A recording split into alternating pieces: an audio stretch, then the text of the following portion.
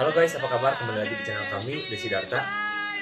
Teman-teman para pecinta komik manga, Naruto dan Boruto, ini adalah salah satu rilis dari Seiko yang mungkin ditunggu-tunggu oleh kalian nih. Dan apalagi kalau teman-teman pencinta manga Naruto Boruto dan juga pecinta jam tangan Seiko. Nah, karena Seiko baru aja beberapa hari yang lalu ya kayaknya ya, karena saya juga baru melihat nih di websitenya dia. Seiko 5 itu salah satu jenis jam tangan Seiko yang memang bukan yang varian yang paling tinggi gitu ya, atau mungkin varian yang sedang, tapi ini varian yang bisa disebut entry levelnya Seiko juga. Dia baru merilis limited edition seri Naruto dan Boruto. Nah ini Naruto dan Boruto. Naruto dan Boruto itu merupakan salah satu manga yang legendary ya. Jadi kalau Naruto ini udah tamat serinya, tapi kalau Boruto ini adalah anak dari Naruto yang merupakan lanjutan dari seri Naruto ya. Tapi di Boruto pun masih ada Naruto. Nah, teman-teman, kali ini saya akan membahas jenis-jenis jam tangan apa aja yang dirilis. Walaupun teman-teman belum bisa beli sekarang ya, dia baru available itu di Desember 2020. Dan saya nggak tahu apakah itu available-nya itu di luar negeri dulu, apakah di Indonesia sudah langsung, mungkin aja di Indonesia bisa 2021 baru datang gitu. Nah, langsung aja teman-teman bisa dilihat, ini jenis-jenis jam tangannya seperti ini. Saya kasih lihat dulu semua jenisnya. Ya ada 7 ya, ada 7. Jadi ada Naruto, Sasuke, terus Shikamaru yang bisa jurus bayangan. Udah gitu ada Gaara, ada Lee, ada Boruto sama Sanada ya, Sanada. Kalau nggak salah namanya itulah. Tunggu saya cek dulu di sini biar benar ya. Namanya itu temannya Boruto ya. Temannya Boruto itu adalah Sanada sih. Ya, nanti teman-teman bisa cek langsung lah di sana gitu. Nah, teman-teman di versi yang ini dia jadi apa ya, jenisnya semuanya pakai strap NATO ya. Lucu sih, jadi mungkin karena memang di target marketnya buat anak-anak bisa, buat remaja bisa, walaupun nggak termasuk murah-murah amat ya. Kalau saya cek itu retail price-nya itu 480 euro, jadi setara dengan 8 juta lebih ya kalau euro itu dihitung 17.500, jadi sekitar 8,3 8,4 lah. Anggaplah nyampe Indonesia, kalau teman-teman beli di online store biasa lebih murah, anggaplah kurang lebih mungkin harganya sekitar 7 juta something gitu. Walaupun kadang-kadang toko-toko online Indonesia suka dalam tanda kutip menggoreng harga ya, jadi bisa lebih mahal juga. Seperti kalau kita lihat G-Shock Dragon Ball atau G-Shock One Piece itu harganya dia lebih mahal dari retail price-nya. Oke, kita akan bahas saja satu-satu ya. Kita mulai dari yang Naruto.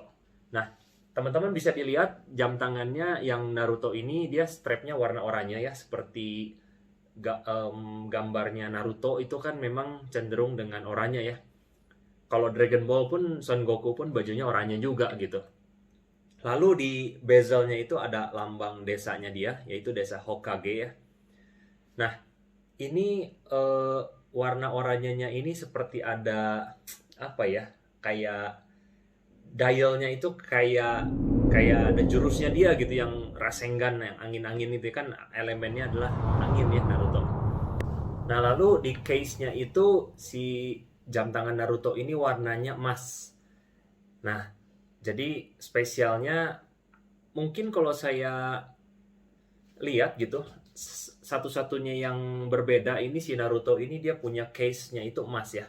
Karena yang lain setahu saya sih case-nya nggak ada yang warna emas sih. Jadi ngikutin warna case-nya aja gitu yang biasa. Kurang lebih sih ya, kalau nggak abu-abu gitu, abu-abu silver. Terus kalian bisa lihat di belakang case-nya ini, di belakang jam tangannya ini ada ibaratnya namanya case back-nya ya. Case back-nya ada lambang desanya Naruto juga gitu. Jadi dia berasal dari Hokage, kurang lebih begitu. Nah, nanti mungkin saya kasih lihat si spesifikasinya belakangan ya, setelah saya kasih lihat jenis-jenis jamnya gitu. Nah, berikutnya kita masuk ke yang berikutnya Sasuke. Ya, kalau Sasuke cenderung dengan warna biru. Kalau Kalau di Dragon Ball seperti Son Goku, yang ini Vegeta gitu. Kan warna biru juga. Nah, teman-teman seperti kalian bisa lihat ya, kalau Sasuke itu dia kan elemennya adalah petir. Karena elemen petir, dia teman-teman bisa lihat di dialnya dia ada seperti Chidori ya. Chidori itu jurusnya dia. Lalu di bezelnya itu ada lambang Konoha coret gitu. Nah, karena kalau teman-teman yang ngikutin dari komiknya Naruto, ya kalau saya nggak salah sih di bandananya dia memang dia Konoha coret lah. Kan sempet dalam tanda kutip memberontak eh, ke Konoha itu ya, tapi ternyata dia akhirnya juga sebenarnya tujuannya baik gitu. Lalu di belakang dari si case-nya ini dia ada lambang Uchiha. Jadi desa Uchiha. Keren sih menurut saya. Jadi setiap karakter itu dimasukkan ke dalam unsur-unsur jam tangan ini tuh benar-benar cukup detail ya. Jadi dari desanya dari mana, terus elemennya apa, ya, seperti itu sih. Strapnya juga biru ya kalau yang si Sasuke ini. Berikutnya kita masuk ke jam yang berikutnya, itu si Lee. Lee ini satu-satunya ninja, bukan satu-satunya ninja, salah satu klan ninja di Konoha ini yang sebenarnya dia nggak bisa jurus apa ya, genjutsu sama ninjutsu ya, genjutsu. Pokoknya yang begitulah jurus-jurus kayak magicnya lah gitu. Dia hanya bisa taijutsu. Taijutsu itu dia hanya bisa kekuatan fisiknya tuh melebihi dari yang lain gitu. Nah, Lee ini cenderung kental dengan warna hijau. Kalian bisa lihat ya, banyak unsur hijau di situ, termasuk dialnya, termasuk strapnya, dan kalian bisa lihat case back-nya pun ini juga mungkin melambangkan dia punya klan lah, kurang lebih begitu teman-teman. Nah, selain Lee, ini tapi anyway saya suka sih warna hijaunya itu kuat dan bold banget gitu. Nah, selain Lee, ini ada yang Gara. Gara itu dia dari desa apa sih, kayak berhubungan dengan pasir ya, padang pasir kayak desert gitu. Jadi warnanya pun, dialnya itu pun seperti ada pasir gitu. Seperti ada pasir. Terus kalau teman-teman lihat di belakangnya juga mungkin itu melambangkan bahwa ini adalah desanya Gara ya. Terus warnanya sedikit kayak krem-krem, ada unsur-unsur pasirnya gitu. Nah, berikutnya kita mau bahas yang yang kelewat tadi, ada Shikamaru. Shikamaru ini dia salah satu jurusnya ini adalah jurus bayangan. Jurus bayangan, dan mungkin apa ya namanya ya, digambarkan dengan warna yang abu-abu hitam gitu. Jadi hampir semuanya ini warnanya abu-abu hitam. Tapi yang attention to detail yang saya lihat di jam ini kan, kalau Shikamaru itu pakai bayangannya sendiri untuk mengikat bayangan orang lain ya. Nah, kalian bisa lihat dari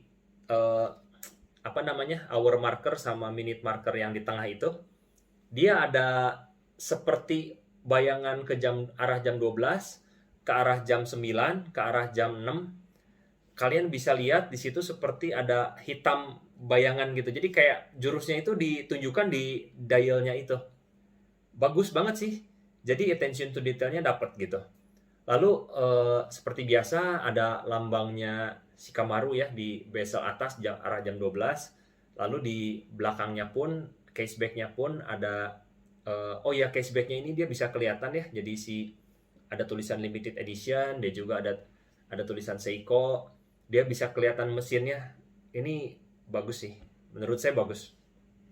Nah, berikutnya yang kita lihat, kita cek berikutnya adalah yang Boruto. Jam Seiko-nya Boruto. Nah, yang Boruto ini kita bisa lihat bahwa teman-teman ada seperti elemen Sharingan juga di dialnya.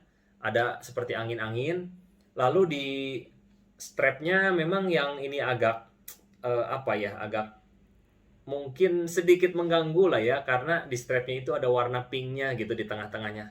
Padahal kan Boruto kan laki-laki, tapi ya nggak apa-apa lah mungkin karena Boruto itu kan masih anak-anak ya di komiknya ya, masih remaja anak-anak lah. Nah, terus di baliknya itu juga ada seperti biasa ya, ada lambang Boruto juga. Lalu ada apa namanya, semua casebacknya itu kelihatan gitu. Nah, berikutnya yang terakhir yaitu adalah Shanada ya. Coba ya Shanada sih harusnya. Teman-teman bisa lihat kalau Shanada ini warnanya seperti merah dan hitam ya bezelnya. Lalu si dialnya merah dan si strapnya juga warna merah ya. Jadi cenderung fokusnya kepada warna merah. Dan seperti biasa setiap jam itu menunjukkan mereka punya kriteria dan ciri-cirinya ya, ciri-ciri mereka gitu, dari desanya, dari di mana mereka berasal dan lain-lain. Nah, teman-teman, kita masuk ke spesifikasi. Nah, spesifikasi ini menurut saya tadinya saya lihat, aduh ini Seiko 5 kayaknya spesifikasinya nggak terlalu bagus gitu. Tapi ternyata saya lihat-lihat, menurut saya ini oke banget sih. Jadi untuk dapetin limited edition ini, memang masing-masing setiap karakter itu dia punya 6.500 unit terbatas setiap jenisnya ya. Jadi ya tinggal dikali aja 6.500 kali 7 jenis gitu, 7 karakter. Untuk jam Seiko menurut saya 6.500 termasuk nggak terlalu banyak, karena ini adalah seri limited editionnya Seiko, di mana Seiko itu salah satu produksi jam tangan yang sangat besar ya. Nah, teman-teman kita lihat spesifikasinya, saya lihat di sini dia tahan sampai 100 meter kedalaman air, jadi 10 bar ya. Jadi ini cocok ya, mau anak-anak misalnya mau dipakai berenang itu bisa. Dan kerennya ini jam mechanical teman-teman, bukan jam quartz yang pakai baterai. Jadi movementnya kaliber 4R36. Saya belum research detail itu apa maksudnya. Yang pasti dia automatic with manual winding capacity. Jadi dia punya power reserve 41 jam. Bahannya stainless steel. Terus kristalnya bukan sapphire ya, tapi dia juga bukan mineral kristal. Jadi dia itu kristal Hardlex namanya. Kristal Hardlex ini kalau saya research itu dia di tengah-tengah antara mineral kristal dan sapphire kristal. Jadi kalau Hardlex ini termasuk yang memang cukup anti gores, tapi nggak sekuat sapphire kristal anti goresnya gitu. Lalu dia juga punya Lumi Bright. Jadi di hands markernya, jadi yang jam apa namanya, jarum jam dan jarum menit, dan juga di indeksnya. Indeks tuh penunjuk jam ya. Jadi jam 1, jam 2, jam 3 itu dia ada Lumi Bright. Bandnya semua dari nilon. Lalu dia case. Nah, ini dari apa ya? Ukurannya menurut saya dia cukup oke, karena kalau jam tangan yang pakai nilon itu dia kecenderungan bisa cocok untuk kebanyakan jenis tangan ya. Karena dia punya ketebalan itu 13,4 mm. Sebenarnya ya kalau untuk jam nilon sedikit cukup tebal, tapi termasuk oke. Masih termasuk normal. Diameternya 42,5 mm, tapi diameter bukan segalanya. Karena harusnya sebenarnya 42,5 ini memang termasuk besar ya. Tapi dia ini jam tangan Seiko 5 ini dia punya bezel. Jadi jam tangan yang punya bezel itu cenderung lebih terlihat kecil karena ketutup sama bezelnya gitu. Jadi si kacanya itu, kristalnya itu lebih kecil dari diameternya ini. Diameternya ini 42,5 mm dan length atau lak-tulaknya itu 46 mm. Nah, ini yang membuat jam tangan ini cocok untuk kebanyakan orang. Karena melihat size itu nggak cuma dari diameter, tapi kita lihat dari lak-tulak juga. 46 mm ini termasuk jam yang bisa disebut cukup kecil sih teman-teman. Jadi ini jam tangan bisa lah untuk anak-anak gitu.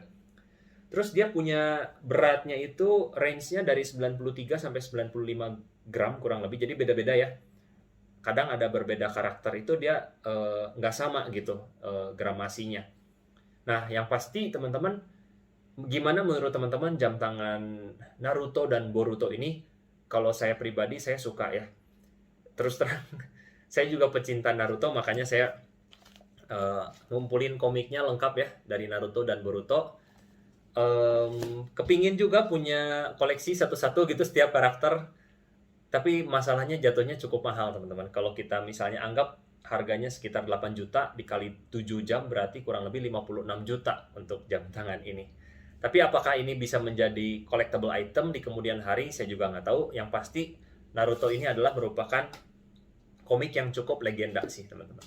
Oke, itu aja dari saya. Ini update tentang seputar jam tangan Seiko. Semoga teman-teman bisa menikmati dan informasinya bisa bermanfaat untuk teman-teman. Thank you guys. See you in the next video.